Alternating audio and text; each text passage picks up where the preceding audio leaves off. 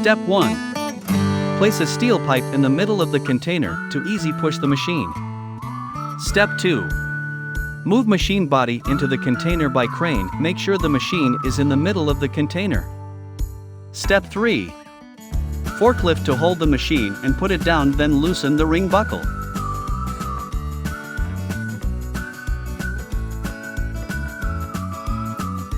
Step 4. When the machine body completely enters the container, first adjust the position of the steel pipe, then place 2 wooden blocks and adjust the support position of the forklift. Step 5.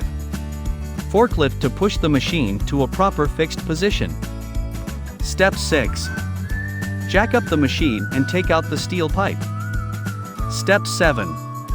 Loading another machine part in the same way. Step 8. Fixed machine, PLC, hydraulic station, etc.